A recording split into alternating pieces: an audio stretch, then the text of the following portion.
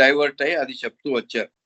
అది అయిపోయిన తర్వాత ఇప్పుడు ఆత్మానందం అనేది నిజమైన ఆనందం అని చెప్తూ continuously engrossed and absorbed in the light of God and experiences the Anand as ecstasy.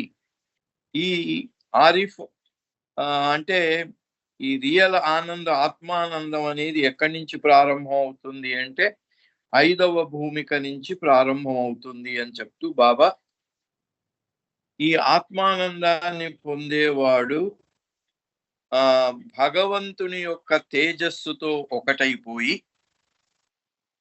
ఆనందాన్ని అనుభవిస్తూ ఉంటాడు. అతనికి ఇంకా ఏ విషయాలతోని గాని, ఏ అనుభవాలతోని గాని, ఏ భౌతికపరమైనటువంటి వస్తు సామగ్రితో గాని పని లేకుండా కేవలం భగవంతుని యొక్క తేజస్సుతో ఒకటైపోయి ఆ తేజస్సు ద్వారా కలిగినటువంటి ఆనందాన్ని పొందుతూ ఆ తన్మయత్వంలో ఉండిపోతాడు 5వ భూమికలో ఉండే అటువంటి జీవాత్మ. His eyes generally droop half open and half closed. అతని కళ్ళు సగం తెరిచి ఉంటాయట, సగం మూసుకొని ఉంటాయి. And for the most part he remains naked. అతను చాలా మటుకు నగ్నంగానే ఉంటాడు. నంగా బాబా అని బాబా కంటాక్ట్ చేసిన వాళ్ళు చాలా మంది ఉన్నారు. నగ్న or nude like Digambar or naked ascetic. దిగంబర సాధువులు అంటుంటారు. దాంట్లో నిజంగా మార్గంలో ప్రవేశించిన వాళ్ళు చాలా తక్కువే అయినప్పటికీ వీళ్ళు దిగంబరంగా ఉండటం అనేది అలా ఎంచుకుంటారట 5వ భూమికలో వాళ్ళు. Sadgurus too at times when they get the హుక్కీ గో నేకెడ్. అలాగే సద్గురువులు కూడా అంటే 7వ భూమికలోకి వెళ్ళి మళ్ళీ 7వ భూమికలో నుంచి ప్రయాణం కిందికి మళ్ళీ మాయ యొక్క చైతన్యాన్ని పొంది రెండిటి యొక్క సమన్వయంతో సద్గురువులుగా పనిచేసే వాళ్లకు ఈ 2 చైతన్యంలో 2 సమంగా ఉంటాయన్నమాట. దివ్య చైతన్యము ఇటు మాయా చైతన్యము, ఈ రెండింటిని కలిపి, ఎందుకంటే మాయలో ఉన్న వాళ్ళ కోసం వాళ్ళు పని చేయాలి కాబట్టి వాళ్ళు అలా పనిచేస్తున్నప్పుడు హుక్కి వాళ్ళకు వచ్చినటువంటి విమ్ దాని ప్రకారంగా వాళ్ళు కూడా సద్గురువులు కూడా కొంతమంది నేకెడ్ గా నగ్నంగా ఉండటం జరుగుతుంది. A good example of this is Dhuniwala Baba Saheb. ఇక్కడ బాబా ఇద్దరిని ఉదాహరణగా చెప్పారు. ఒక ఆయన ధునివాలా బాబా, రెండవది సద్గురు ఉపాసని మహారాజ్. ఆయన కూడా ఒక గోనె సంచి అంటే దాన్ని ధావోళి అంటారు, ఆ గోనె సంచిని మాత్రమే చుట్టుకొని అర్ధనగ్నంగా ఉండేవారు. ధునివాలా బాబా కూడా అంతే. ధునివాలా బాబా అంటే ఈయన భోపాల్కు దగ్గరలో నర్మదా నది తీరంలో ధుని వెలిగించుకొని ఉండేవాడట. ఎప్పుడు ధుని వెలుగుతూ ఉండేది కనుక ఆయనకు ధునివాలా బాబా అని పేరు వచ్చింది. But this 5th plane chop to return to him actually sees God. అయితే 5వ భూమికలో ఉండే అటువంటి జీవాత్మ భగవంతుడిని చూస్తూ ఉంటాడు. ఎక్కడ? But only partially. 6వ భూమికలో వాడు అంతటా అన్నింటిలో భగవంతుడిని చూస్తే 5వ భూమికలో వాడు మాత్రం తన అంతరంగంలో భగవంతుడిని చూస్తాడు. కాబట్టి భగవంతుడిని చూడటం అనేది ఇక్కడ పాక్షికము అన్నారు. That is he sees God as his own atma within but not as the universe without. అయితే అతని యొక్క చైతన్యం అంతర్లీనమైపోయి ఆ లోపల తన హృదయంలో, అందుకే బాబా అన్నాడు కదా, every heart is my home అన్నాడు. యావత్ విశ్వమంతా కూడా నా ఆశ్రమము, ప్రతి హృదయం నా ఇల్లు అన్నారు. అందుకని ఇతను ఆ ఇంట్లో ఉన్న భగవంతుడి వైపు వెళ్ళి అక్కడ ఉన్న భగవంతుడిని చూస్తాడు. కానీ బయట యావత్ విశ్వమంతా నిండి ఉన్న భగవంతుడిని చూడడు. అది 6వ భూమికలో మాత్రమే చూస్తాడు.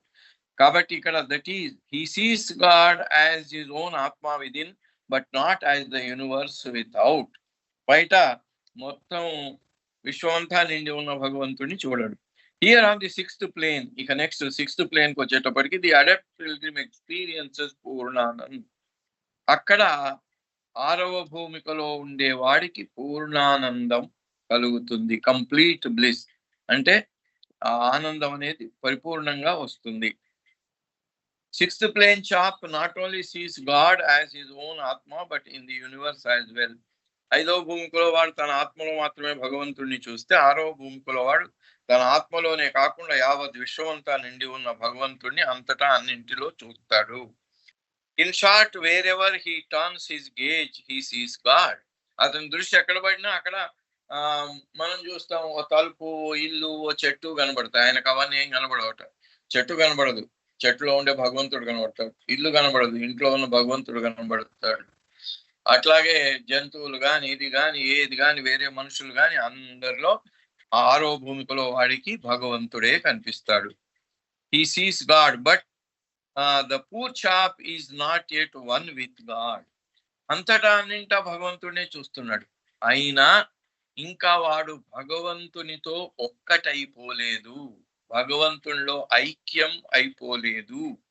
Not at one with God, rather he finds himself as the seer. ఇంకా చూసేవాడిని తను వేరని, చూసేదంతా భగవంతుడని. And God as the seen, భగవంతుడు చూడబడేవాడు. అంతటా అన్నింట్లో ఆయనే ఉన్నాడు, వేరే ఏం లేదు, అతనికి అంతా భగవంతుడే. అలీకి కూడా, చోటా బాబా కూడా, బాబా మరి ఈ లెక్చర్స్ జరిగిన తర్వాత వాళ్లకు ఇద్దరికి ముగ్గురికి బాబా సిక్స్త్ ప్లేన్ కాన్షియస్నెస్ వాళ్లకు అనుభవంలోకి వచ్చింది. వాళ్ళని టెస్ట్ చేయించాడు కూడా బాబా. ఆయన దగ్గరికి, చోటా బాబా దగ్గరికి వెళ్ళి చూపించి, ఇదేంటి అని అగ్గిపెట్టని చూపిస్తే బాబా, ఇదేమిటి అంటే బాబా, ఇదేమిటంటే బాబా. అంటే వాళ్ళకి ఏ వస్తువు కనిపించదు, దాంట్లో ఉండే బాబానే కనిపిస్తూ ఉంటారు అనమాట. భగవంతుడినే చూస్తుంటారు. కానీ ఇంకా చూసేవాడిని నేను వేరు అనే భావం ఉంటుంది. ద్వైతము, మధ్వాచార్యులు చెప్పిన ద్వైతం ఇదే స్టేజ్ లో. అంటే ఆ స్టేజే చివరి కాదు, ఆ స్టేజ్ తర్వాత సెవెంత్ ప్లేన్, ఎక్కడైతే భగవంతుడు ఐక్యం అయిపోయి చూసేవాడిని భగవంతుడినే, చూడబడేది భగవంతుడే, అంతా నేనే, ఐఆమ్ గాడ్ అనే స్థితి. The sign of this sixth planer is this, his eyes are always staring. అతని కళ్ళు ఎప్పుడు కూడా తీవ్ర దృష్టితో చూస్తూ ఉంటాయి. But he seems to be looking at all things at the same time. అతను అన్నింటినీ ఒకే సమయంలో ఒకేసారి అన్నింటినీ చూడగలిగేటువంటి ఆ శక్తి అతనికి ఉంటుంది. One person things he is looking at me, another things he is looking at me, third things he is to, and so on. All believe that the eyes of the sixth plane saint are turned on them. There are some Sadgurus, but only a few who are like this. అయితే ఎవరు ఆయన ముందు 1000 మంది ఉన్నా కూడా 1000 మందిలో అందరు కూడా ఆయన నా వైపే చూస్తున్నాడు అన్నట్టుగా అతని దృష్టి ఉంటుందట, ఆరవ భూమికలో వాడి దృష్టి. అట్లాగే సద్గురువులు కొంతమంది దృష్టి కూడా అలాగే ఉంటుంది, ఉన్నట్టుగా వారి శిష్యులకు అనుభూతి కలుగుతుంది అన్నారు. ఇది బాబా దగ్గర చాలా మందికి కలిగిన అనుభవం కూడా. Some of these advanced saints in the sixth plane are in the state of గౌస్. ఇది పోయినసారి ఇక్కడ దాకా చదువుకున్నాము. ఈ ఆరవ భూమికలో ఉన్నటువంటి వాళ్ళు కొంతమంది, వాళ్ళు అనుభవించే స్థితి గౌస్ అనే స్థితి. అది గౌస్ అంటే ఏమిటంటే పర్షియన్ టర్మ్, అది denoting one who can separate his limbs from his body. ఇక్కడ అతని యొక్క ప్రత్యేకమైనటువంటి అలవాటు, స్వభావం ఏమిటి అంటే అతను తన కాళ్ళు చేతులు వేరు చేసుకోగలదు. ఇట్లా తీసి అట్లా కింద పడేస్తాడు, మళ్ళీ ఇట్లా అనగానే అంటుకోపోతాయి. ఇది జరాసంధుడికి మరి ఆ జర అనే అతనికి ఇవ్వబడినటువంటి వరము అనే విషయము మనం పురాణాల్లో చదువుకోవటం జరిగింది. అతన్ని చీల్చి ఇలా పడేస్తే మళ్ళీ రెండు వచ్చి అతుక్కుంటాయి అనే విషయం. అది భీముడికి కృష్ణుడు చెప్పి, అలా అటు ఇటు కాదు, ఇటు భాగాన్ని అటు పక్కన, అటు భాగాన్ని ఇటు పక్కన వేస్తే అది ఆపోజిట్ డైరెక్షన్ లో వెళితే కలవవు. మళ్ళీ ఎక్కడైతే విడిపోయినాయో ఆ రెండు పార్ట్లు కలిస్తే అది మళ్ళీ ఒకటైపోతుంది. అలా ఇక్కడ ఈ గౌస్ అనేటువంటి స్థితిలో ఉండే ఆరవ భూమికకు చెందినటువంటి సెయింట్స్ వాళ్ళు తమ కాళ్ళు చేతులను వేరు చేసుకోవచ్చు. షిర్డీ సాయిబాబా ఈ రకానికి చెందిన వాడే అనే విషయం కూడా మనకు చెప్పబడింది. somehow reaches the sixth plane. Ikkada I have been saying that even if through his own efforts, one somehow reaches the sixth plane, still he cannot take this final step from the sixth plane to the seventh without the aid of his Sadguru. ఆరవ భూమికలోకి వచ్చిన వాడు ముఖాముఖి భగవంతుడినే చూస్తుంటాడు. చూసే వాడిని వేరనే అటువంటి భావం ఉన్నా కూడా ఎదురుగా భగవంతుడు కనబడుతున్నా వెళ్ళి అతనితో జాయిన్ అయిపోవటం అనేది అతని సాధ్యం అయ్యే పని కాదు. ఇక్కడ ఒక సద్గురు అంటే ఏడవ భూమికలోకి వెళ్ళి మళ్ళీ ప్రాపంచికమైన స్మృతిని చైతన్యాన్ని పొంది మాయా ప్రపంచంలో ఉంటూ తను భగవంతుణ్ణి అనే అనుభవంతో పాటుగా ఈ శరీరం ఉంది, ఈ ప్రపంచంలో నాకు శరీరం ఉంది, దీని ద్వారా నేను చేయవలసిన పని ఉంది మిగిలిన వాళ్ళందరి కోసము అనే స్థితిలో ఉండే అతను సద్గురువు. ఆ సద్గురువు సహాయం లేకుండా ఆరవ భూమిక దాకా కూడా ఎవరైనా తమ స్వశక్తితో సాధనతో ఆరవ భూమిక దాకా వచ్చినా అక్కడి నుంచి ఆరవ భూమిక నుంచి ఏడవ భూమికకు చేరడం అనేది వాళ్లకు సాధ్యపడే విషయం కాదు. సద్గురువు యొక్క సహాయం అవసరము. దీన్నే రెండు రకాలు కూడా ఇంకొక రకం కూడా చెప్పారు. అహంకారం అలాగే మనస్సు.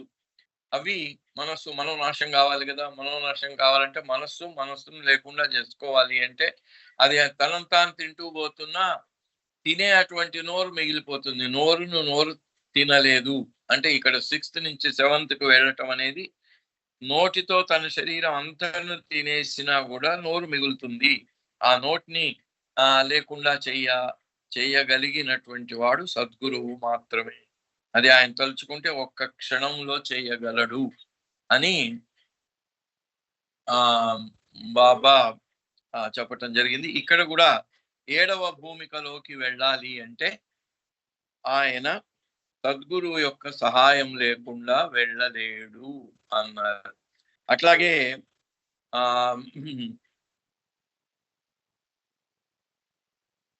మనం పోయినసారి చెప్పుకున్నాం కూడా అరబిందో యోగి 6th ప్లేన్ కాన్షియస్నెస్ దాకా వెళ్ళి అతను అక్కడే ఉండిపోయినాడు. బాబా అతను అడగకపోయినా స్వయంగా అతన్ని 6th నుంచి 7th ప్లేన్ కి పుష్ చేశాను అనే విషయం చెప్పటం జరిగింది 1950 డిసెంబర్ 4వ తేదీలో. So now we come to the end, the real end. ఇప్పుడు మనం నిజమైనటువంటి చివరకు వస్తున్నాము. ఆ real end which is our dear old Paramatma. అది మన పరమాత్ముడే.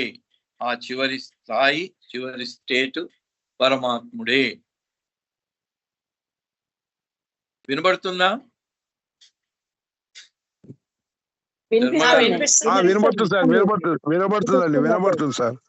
ఏదో ఫోన్ వస్తున్నట్టుంది, దాని వల్ల ఏమైనా వినపడకుండా. క్లియర్ ఉంది సార్, క్లియర్ ఉంది. Okay okay. Real end hour dear old పరమాత్మ. మన డియర్ ఓల్డ్ పరమాత్మ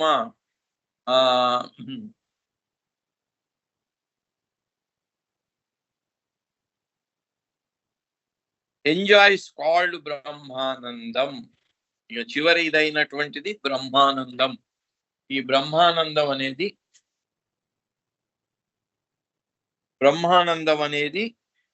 ఏడవ భూమికలో వాడికి మాత్రమే వచ్చే ఆనందం. ది ఆనందం దట్ పరమాత్మ ఎంజాయ్స్ ఈజ్ కాల్డ్ బ్రహ్మానందం. ఆ పరమాత్మ ఏడవ భూమికలో అనుభవించే ఆనందం బ్రహ్మానందం అని చెప్పబడుతున్నారు. The one who has achieved the 7th plane actually is Paramatma or Sat Chit Anand. ఈ ఏడవ భూమికలోకి చేరిన వాడు పరమాత్మని యొక్క స్థితిలో ఉండి సత్ చిత్ ఆనందం అనేటువంటిది అంటే infinite knowledge, infinite bliss, infinite power, ఈ మూడింటిని అనుభవిస్తూ ఉంటాడు. And it is for this reason that Sai Baba's followers would shout Sachchidananda Sadguru Sai Baba Maharaj కి జై అని. వాళ్ళు ఇలా అరవటం ఎందుకు అంటే ఆయన ఆ స్థితిలోకి చేరాడు కాబట్టి. Similarly Upasani Maharaj has been given the title Purna Parabrahma. Complete transcendent God. ఇక్కడ ఉపాసని మహారాజ్ అందుకనే ఆయనకు పూర్ణ పరబ్రహ్మ అనే అటువంటి టైటిల్ ఇచ్చారట. హీ ఈజ్ గాడ్, అతనే భగవంతుడు. He is man, he is everything, yet he is nothing but God. ఆయనే సర్వము, ఆయనే మనిషి, ఆయనే భగవంతుడు. ఎందుకంటే దైవీ మానవుడు కదా. He is everything, yet he is nothing but God. ఆయనే సర్వము, ఆయన భగవంతుడే. Thus Krishna said, leave off Paramatma, forget about Dev and all the rest of it, and instead surrender to me, because I myself am Paratpara Paramatma and Brahma, God in all in all. అయితే కృష్ణుడు భగవద్గీతలో చెప్పినటువంటిది, ఇవన్నీ పక్కకు పెట్టు, నువ్వు నాకు సర్వధర్మాన్ పరిత్యజ్య మాం ఏకం శరణం వ్రజ. అది బహుశా దాన్ని కోట్ చేస్తున్నారు ఇక్కడ. బాబా దాన్ని కోట్ చేసి చెప్పుకుంటాడు, మామేకం శరణం వ్రజ, నాకు మాత్రమే నువ్వు శరణు పొందు అని చెప్తూ, and instead surrender to me, నాకు నువ్వు సర్వార్పణ అయిపో, because I my self I'm పరబ్రహ్మ, పరాత్పర పరమాత్మ and Brahma, God all in all. నేనే సర్వము అయిన వాడిని, బ్రహ్మను, పరమాత్మని, పరాత్పరుణ్ణి, అన్ని నేనే. Finally the Anand that the realized Shivatma inherits after descending from the state of perfection is called Anand or Sahaja Anand. ఇక దానికంటే కూడా అంతకు మించిన ఆనందం సహజానందం అన్నారు. సహజ సమాధి అంటారు దాన్ని సహజానందం. ఎప్పుడట? 7th plane లోకి వెళ్ళిన వాడు బ్రహ్మానందాన్ని పొందినా కూడా వాడు మళ్ళీ మానవ రూపంలో ఉండే చైతన్యాన్ని, దైవ చైతన్యాన్ని రెండింటిని సమన్వయపరుచుకొని ఈ ప్రపంచంలో మిగిలిన వారి విముక్తి కోసము పనిచేసే బాధ్యతను స్వీకరించిన వాడు పర్ఫెక్ట్, వాడు పరిపూర్ణుడవుతాడు. అలాంటి పరిపూర్ణుడు అనుభవించే ఆనందం సహజానందం అన్నారు దాన్ని. So dear boys, know that your luck is so good that it is brought you here to this place, so close to this Paramatma, this all that I have been telling you about. అయితే అప్పుడు ఇక్కడ బాబా కృష్ణ పరమాత్మ చెప్పింది ఉదాహరించి, నాకు మీరు సర్వార్పణ అయిపోండి అని చెప్పిన దాన్ని ఉదాహరించి బాబా ప్రేమాశ్రమం పిల్లలకు చెప్తున్నారు, ఓ బాలురారా, మీరందరూ ఎంత అదృష్టవంతులో తెలుసా? That your luck is so good. మీ అదృష్టం ఎంత గొప్పది అంటే, it has brought you here. మిమ్మల్ని అందరినీ కూడా పైకి కారణం ఏంటి? బాబా ఏదో స్కూల్ పెట్టాడు, అదో మిషా. ఆ స్కూల్లో జాయిన్ కావటానికి వీళ్ళందరూ వచ్చారు. పైకి కనిపించేది ఆ స్కూలు, కానీ లోపల ఎంతటి ఆనందం వీళ్ళకి! ఈ సహజానందాన్ని పొందే అటువంటి దైవీ మానవుని దగ్గరికి తీసుకువచ్చింది గనక మీ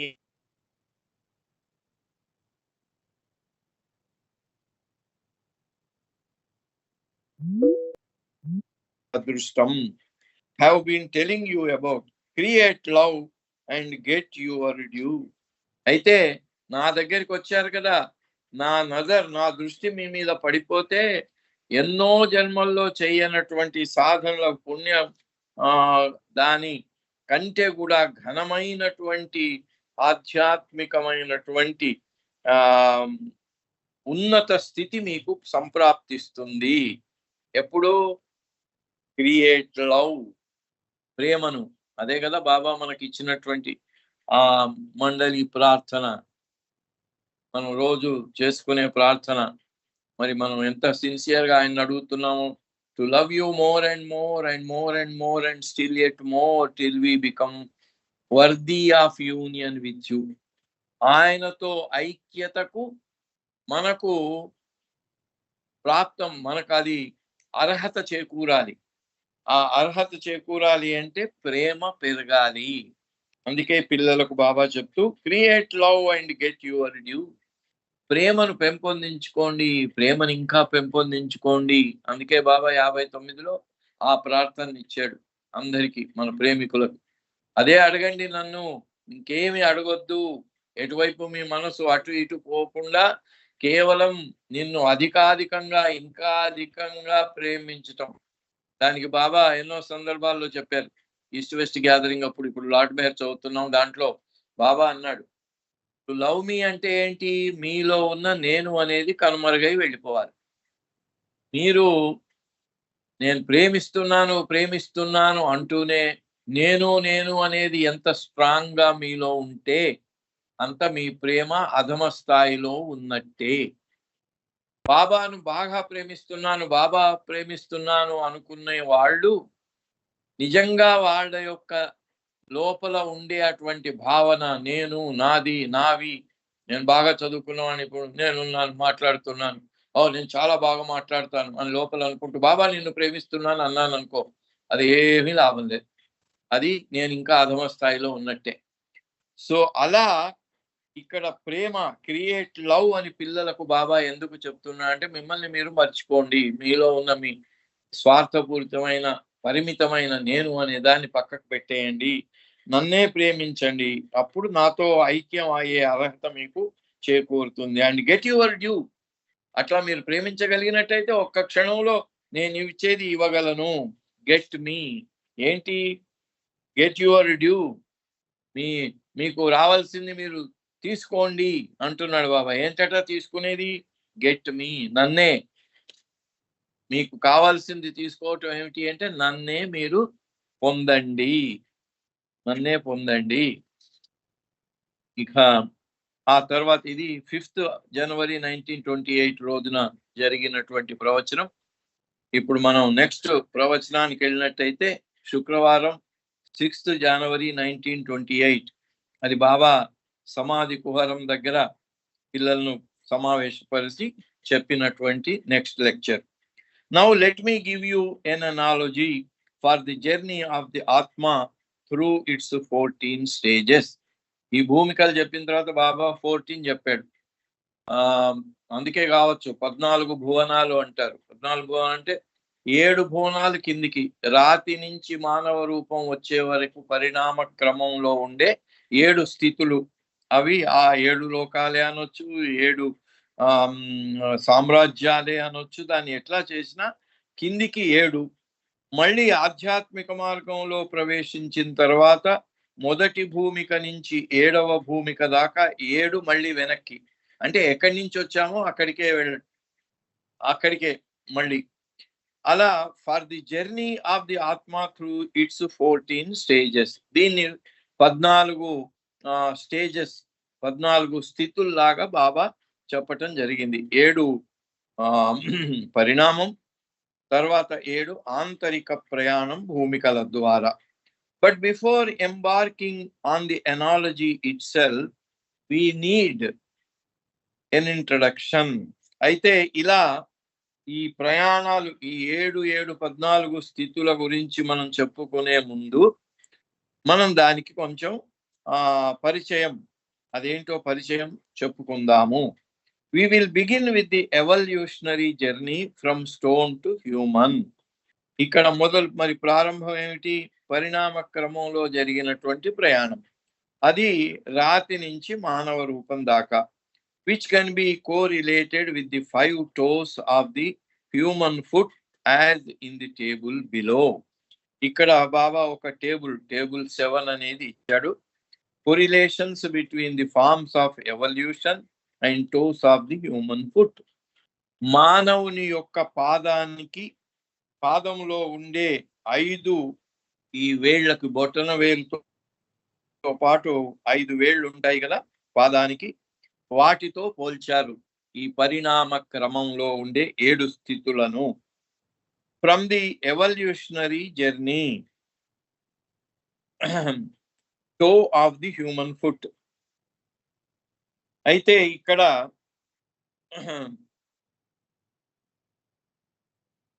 స్టోన్ నుంచి అంటే రాతి నుంచి క్రిమి కీటకాదులు. రాతి నుంచి ఏమేమి ఉన్నాయి? రాయి, వృక్షము, క్రిమి కీటకాదులు 3. ఈ 3 సామ్రాజ్యాల్లో 3 రకాలైనటువంటి పరిణామ క్రమంలో పొందినటువంటి ఆ రూపాలకు ప్రతీకగా బాబా ద లిటిల్ టో, ఏది చిన్న మన కాలికి ఉండేటువంటి చిటికెన వేలు, ఆ చిన్న వేలు ఈ 3 సూచిస్తుందట. రాయి, వృక్షాలు, క్రిమి కీటకాలు. ఇక ఫిష్ ఫారం, అది ది 4th టో, అంటే చిటికెన వేలు పక్కన ఉన్నటువంటి ఆ కాలి వేరు, దీన్ని ఇది చేప రూపాన్ని సూచిస్తుందట. నెక్స్ట్ బర్డ్ ఫారం అంటే పక్షి రూపము, ది 3rd మిడిల్ టో, 3వ మధ్యలో ఉండేటువంటి కాలి వేలు. ఇక అనిమల్ ఫారం, జంతు రూపాలు. జంతువుల్లో ఎన్నో రూపాలు ఉంటాయి, అన్ని రూపాలకు కూడా జంతు సామ్రాజ్యం ఒకటే, అది 2nd టో. అంటే బొటన వేలు పక్కన ఉండేది ఈ జంతు సామ్రాజ్యంలోని రూపాలకు ప్రతీక చెప్తూ Baba human form the thumb toe, పెద్ద వేలు ఏదైతే ఉందో దాన్ని, అది మానవ రూపాన్ని సూచిస్తుంది. But before embarking on the analogy itself, we need an introduction. We will begin with the evolutionary journey from stone to human, which can be correlated with the 5 toes of human foot as in the table below. ఇప్పుడు ఇందాక మనం చెప్పుకున్నటువంటిది అది చెప్తున్నారు. The source manuscripts for this lecture and the lecture that follows are riddled with lacunae at critical junctures, particularly at points where Baba seems to have identified key human body parts corresponding to the planes and asmans. Unfortunately, no textual grounds have offered them. అంటే వీళ్ళు వ్రాతప్రతిలో దేన్నైతే తీసుకొని edit చేశారో దాంట్లో ఉన్నవి కొన్ని అస్పష్టంగా ఉన్న వాటిని వాళ్ళు మళ్ళీ సంస్కరించవలసి వచ్చింది అనే విషయాన్ని చెప్పుకుంటున్నారు. Understand this introductory series of stages properly.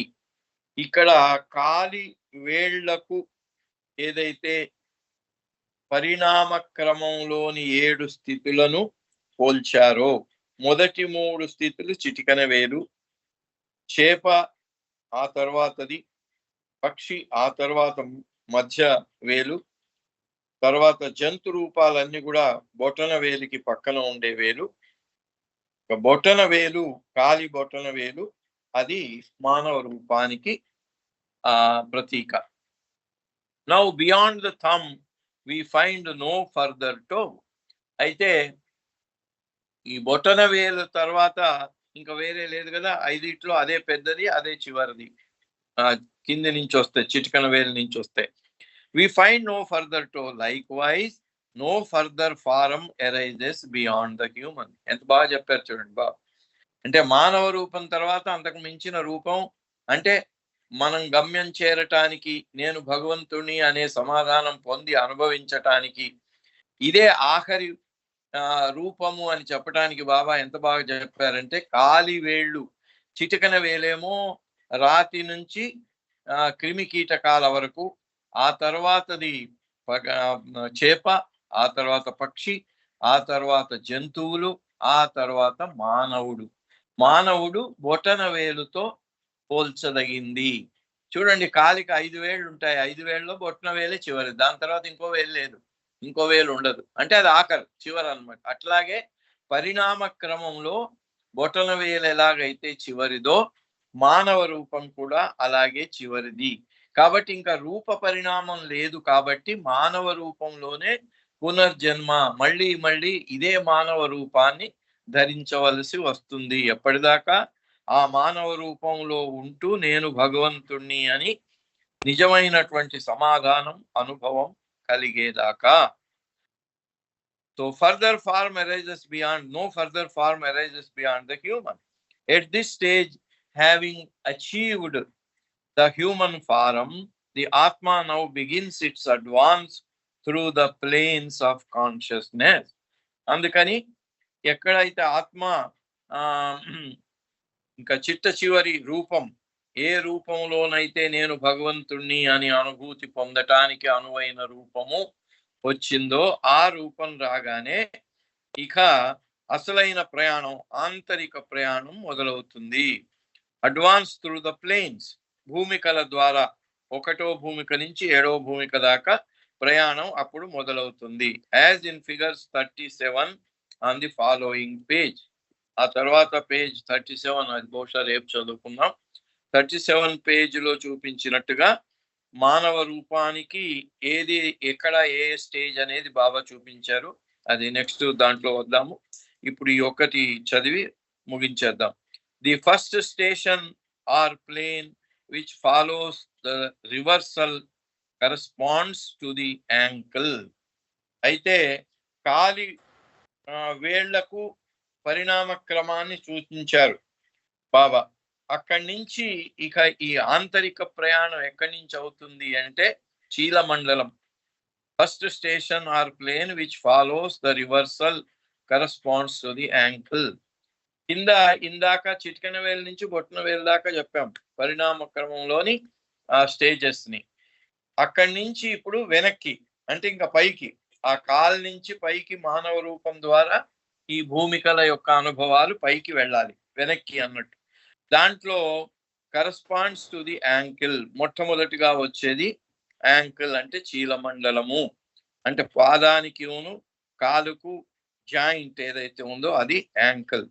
The second station or plane corresponds to the knee, ఇక 2వ స్టేషన్ ఏమో మోకాలు.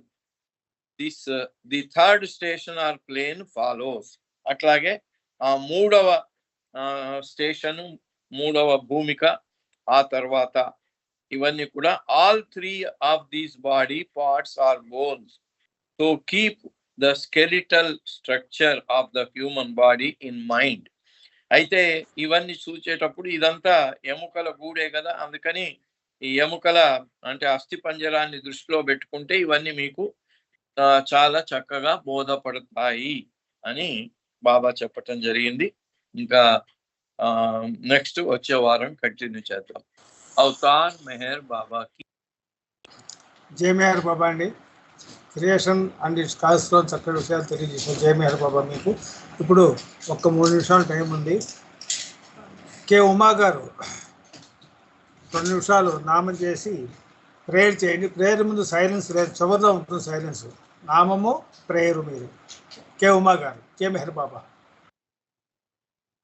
ఓకే అండి. జై బాబా. అవతారు మేహరు బాబా కి జై.